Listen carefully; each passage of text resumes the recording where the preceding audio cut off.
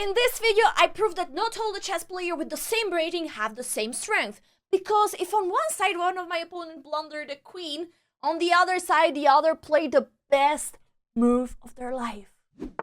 Alright, in this video I want to play all my openings that I used to play when I had exactly this rating. I mean, they're around. So I played a Sicilian and my opponent is already playing something strange. This move c4 is not immediately going for the open Sicilian but delaying it. But I think I will just play my moves.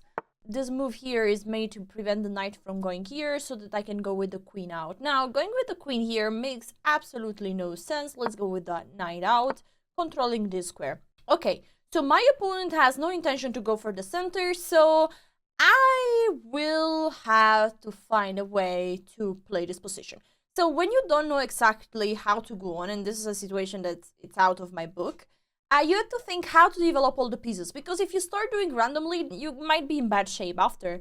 So I'm thinking about going for the fianchetto, because I see like, okay, lots of nice squares here, and the fianchetto could be really nice. Okay, but if I go with the fianchetto, I'm also weakening some squares here around, so I need to be careful. If I push this, e5 could happen, but I see like, okay, I could play the move d6 and challenge this pawn immediately. So g6, bishop here, knight here, and d5. This looks like an amazing way. If the central pawn are traded, well, then this bishop is able to go out and this pawn is weak. So I love this setup. Let's go. There we go. We bring the bishop out, ready for the knight. I love that when you think in critical moments, then you can be so much faster when it's not a critical moment like this one. Okay, this is a pin, so you should shortly check what is going on there.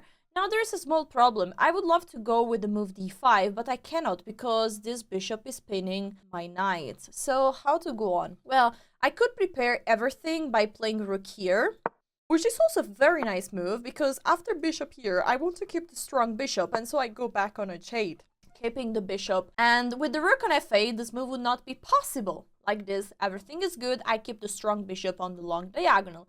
Now, my next move will be d5 if my opponent doesn't do anything, and then I can be really happy. What is the only problem of this position? This bishop. Yeah, this bishop is not developed, and that's what I'm trying to do with the move d5, opening up the center. Queen f4. Now, once your opponent is starting to do strange moves, always ask, what is their plan? Because they always have an idea. And this queen f4 looks quite ugly, quite weird. The queen is misplaced. But is attacking this pawn, which is protected by no one other than the king. So if the knight goes here, well, then I could be in trouble, you know. So let's think what to do. If I play the move d5, of course I have to be ready to face knight here attacking this pawn.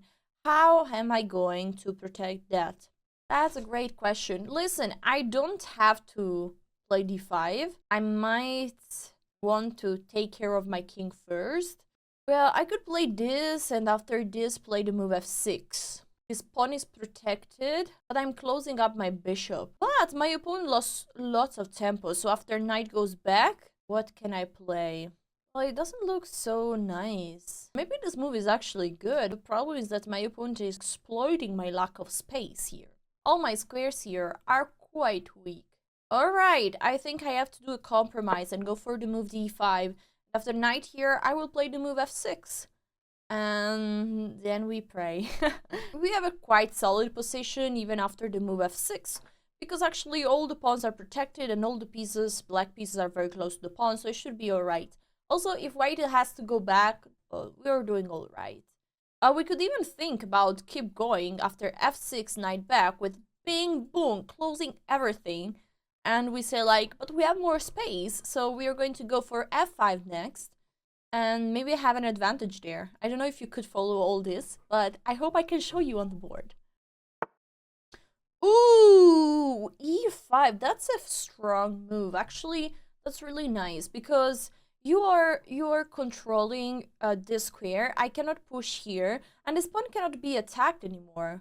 So now there is a move that comes very natural to my mind. Okay, first of all, this pawn is attacked twice and is protected twice, so we cannot take. There is this move that looks super fun because the knight is attacking this bishop, and also the knight could go one day here, and also I'm stopping the queen from attacking this pawn. And also, I'm potentially unpinning the knight if the bishop would come back here. So I think I will play that move because it looks amazing. Just checking that I don't hang this pawn.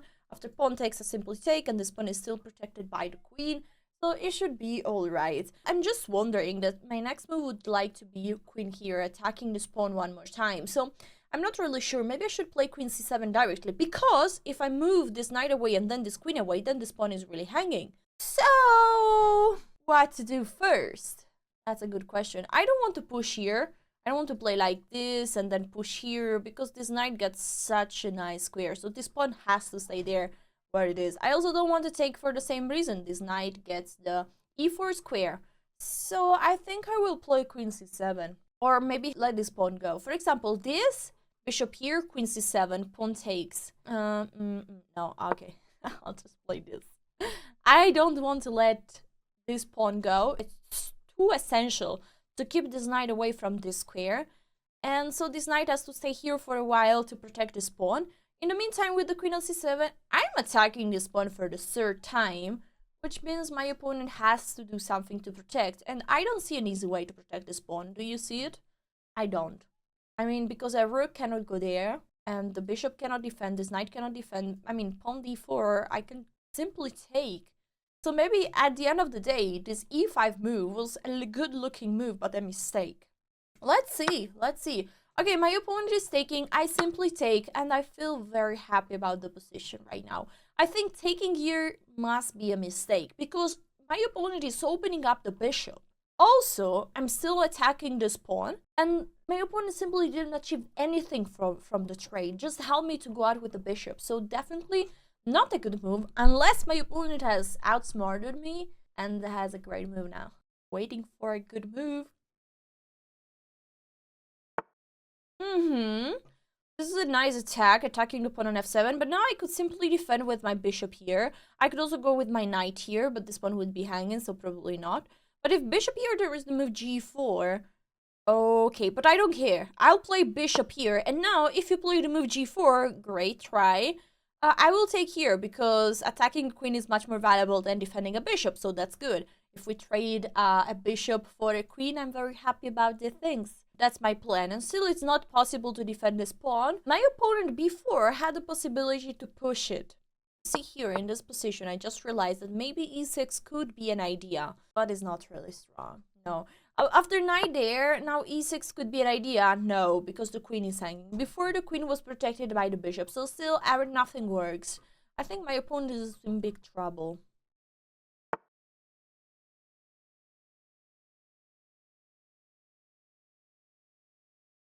Oh my god. Guys, if I take the queen, this is checkmate with a pawn. This is the most beautiful tactic ever. Oh my god. Oh. Okay, I'm in trouble. Holy cow. I mean, because if I take, I'll lose the queen, guys. Oh my god. Okay, I think I have one move. I mean, if I take, it's checkmate, right? Yes, just double checking. Oh my god, I think my only move is to play this, but still, I'm completely lost. My opponent just way too smart. Oh, yeah, and now they can take. I have to move my king. They can take with check again, and I have to take, and then they have another check. I have to move the king, and then they take here. They have this amazing combination, and I cannot do anything about it. Oh my god. Okay, let's go here. I think basically it's all forced. I will be a full rook down, right? I've lost a rook after all this. What a great move found by my opponent. There we go. Now check here, very strong. Yeah, they found everything.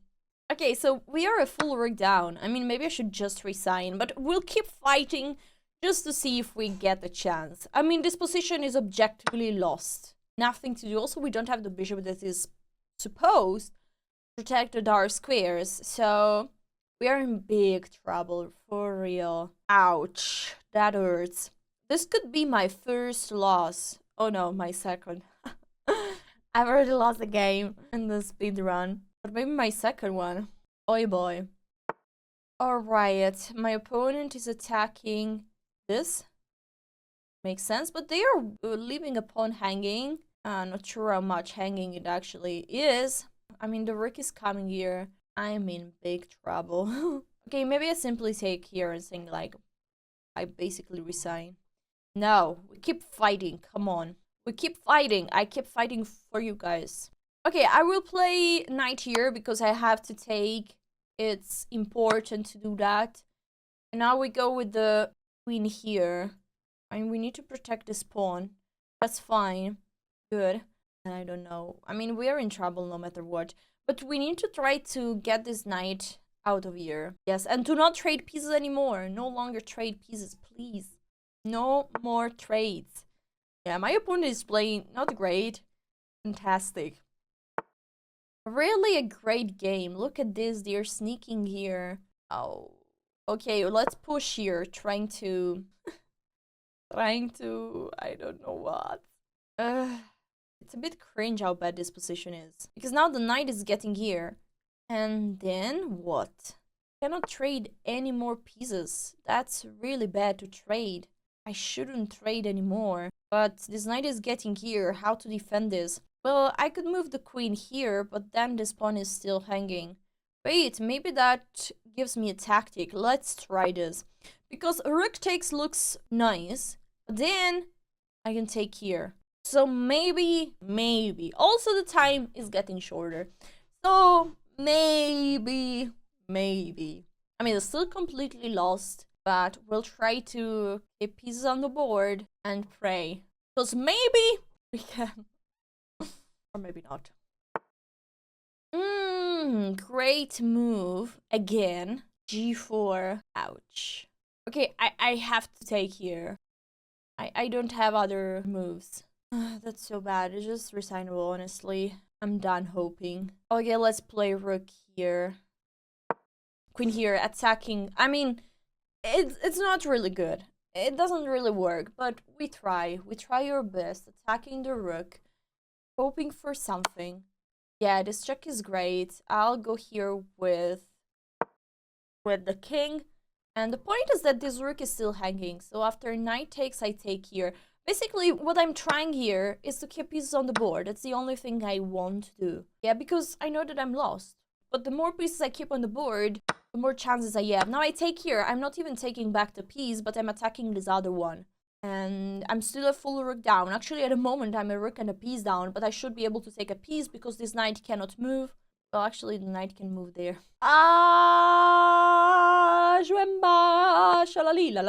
Okay, good. My opponent didn't find it. That gives us hope. Also, this king is a bit weak.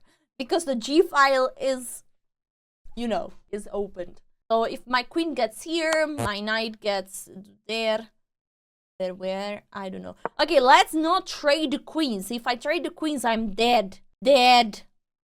Ah! I said not to trade the queens. No. Okay, so the only thing we can do is to flag. Yeah. That's the only chance. Only chance. Or to give a fork. Let's try to go for the forky. Let's try push. King here. Alright. Push. There we go. Oh, let's go here. Okay, the fork. Oh! Oh my god! Oh my god! Oh my god. Okay, I think I'm winning now. Bishop here is the only move. Oh my god. Oh my god. Oh my god. Wait, I can take here. I have an extra pawn in this endgame. I'm a swindler. I'm the worst opponent ever to face. My opponent deserved this win so much, but they are going to lose it. I can tell you guys. I'm an expert in this. Okay, now the only thing I need to do is to take pawns. Wait, I want to avoid this king to get my pawns. There we go. Attention! Attention! Don't! I told you. I told you. I'm sorry, but I told you. I told you that that was not good.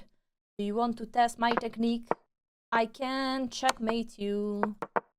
I swear. Okay. Maybe I can. Okay, we're getting there. Ooh! Mating 2 was mating. Wow. So, from this game, 2 important moments. Moment number 1, this move is absolutely bad, and this move is lit. Actually, you should be brilliant, because this is a queen sacrifice with the idea of giving checkmate. I love this idea, great idea of my opponent. Then, I was just completely lost for the next million moves. Until we got to this position where my opponent basically blundered everything in one move. Again, the fork. So, as you can see, what we can learn from this game is that chess might be decided in just one move. So, guys, do your tactics and stay always alert, always keep your eye on tactics. New game, everybody! Let's try to play better than last game and not be completely lost. Okay, my opponent is playing the French. So, when I was 1700, I was playing knight c3, which is like, I don't want to take, I don't want to capture, I don't want to have just such a dry position, everything exchange, blah, blah. I want to keep the tension on the board. Now, my opponent is putting lots of pressure on the center, but I think that's a mistake, because objectively, right, I can take. Pawn takes, I take here, bishop takes, and who is defending this pawn? So let's go. The queen cannot take, of course, because there is the knight, and if the pawn takes here, nothing changes. There we go. I mean, if this is an opening trap, guys, let me know. But I don't think so, because I simply take here, and I'm offering a queen trade, and I have an extra pawn. So I have an extra pawn after 7 moves. I'm threatening a fork over there. But this position is already close to be winning. Amazing. Check. Now, what is important is to bing, boom, bang. You know what is bing, boom, bang? I mean, like, develop pieces as quick as possible. Also, I don't think, like, I want to trade, but maybe I should trade. Not sure. Because if I trade, I help a piece to get out. But you know what? This knight is not so strong there. Would be better to have the knight on c6, so we can do that. Now, I go with the bishop out, and I'm ready to go long castle, and my rook is ready to join the party. This is basically the difference between short castle and long castle, that basically the rook and the king are a bit more placed towards the center, right? Now, long castle and my rook is already joining the party. So, short castle is more safe, but long castle is more sharp, because you bring a rook already to the action, but also, usually when your opponent is short castle, you have opposite side castling, so you can go with attacks, like push all your pawns and give checkmate against the other king. Now, what to do here? We could have already some discovery checks. I could win another pawn by taking here, and I will do that. Easy tactics. I mean, it feels like, you know, I receive lots of comments saying that my opponents are not real 1400, not real 1500, it's like paid actors or whatever. But you can see the difference from the first game and the second game. I mean, this guy is giving me such an easy time compared to the second one, to the first one. Now I take here, and bang, there we go.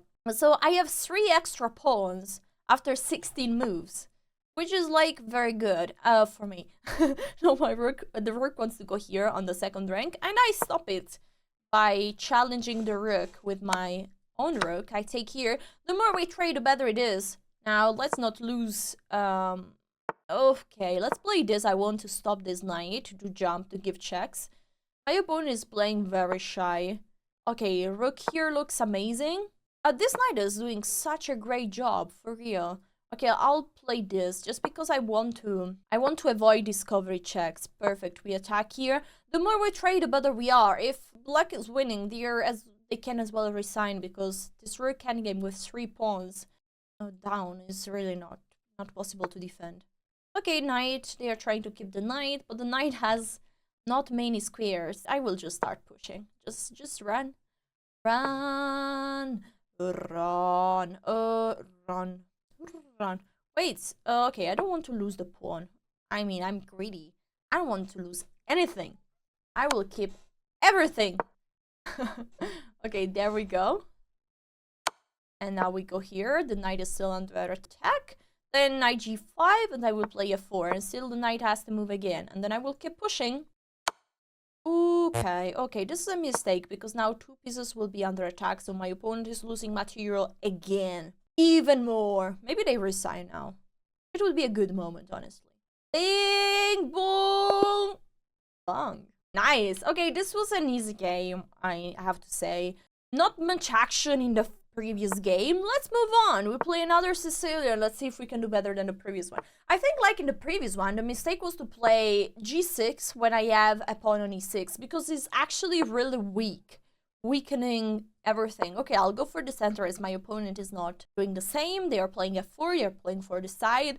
This is called Baudelaire attack. I have no idea who invented this opening, because black has 2 pawns in the center of the board, so is doing a great job now. My opponent is trading a knight for the bishop. You might be wondering, when is a knight better than a bishop and vice versa? Do I even say it like this? I don't know. Anyway, bishops are better in open positions, like this one. This is great for my bishops, because they have lots of space, lots of squares to go. Instead, when the center is closed, when lots of pawns are blocked, I mean, imagine lots of pawns blocked in the center of the board, then the knights are amazing because they can jump around. This position, I really don't understand the trade. It's clear that my opponent wanted to create 2 double pawns, but these double pawns are not so bad. Because, first of all, they're well protected by all my other pieces. Secondly, they control central squares, so they are quite great. Here or here, here or here. I will go here because I'm pinning the knight. Here I'm just attacking a rook and helping the rook to go on the open file, so I don't really need to do that. How to go on? You know, every time your opponent is pushing the pawn f, they are weakening this square here. Yeah, because it's no longer controlled by the pawn, so maybe a knight there could be an amazing piece one day. Not now, not now. Now what I'm doing, I might be threatening the move d4. Because before, the knight could go here, but now it can no longer go here because the rook joined the party and I would win a pawn. But should I close the center? Because I said like, oh, keep the position open. You know what? I'll bring the other rook. Maybe I will be doing this and looking already at this queen that is in the same file of my rook. Let's keep the tension on the board. The more tension, the better it is. Now, maybe I can play this. Because I could slide all the way on e2. That is a free square for my rook. But after this move is still possible. So maybe not. Okay, you know what we do? We play bishop here. Why? Because I'm pinning this pawn. I'm threatening to take here a free pawn. And also, I'm kind of wanting to go on with e4. Ooh, rook there. Okay, I don't think this move is protecting. I think this move is a mistake. Because I take here. And I know that I have the triple pawns, but I'm attacking also this one and it's impossible to protect. So I think my opponent just blundered with the previous move. Okay, this video might finish here. Remember to like and subscribe. Bang! And also your opponent will blunder the queen. And we might see a resignation. Or maybe not. Maybe they keep fighting. But you liked, right? You liked the video. I'm going to do lots of other educational videos like this one.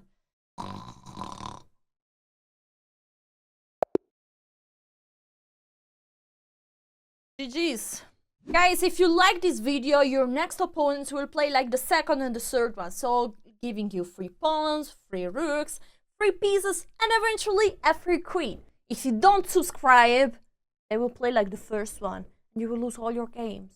So, watch out what you do.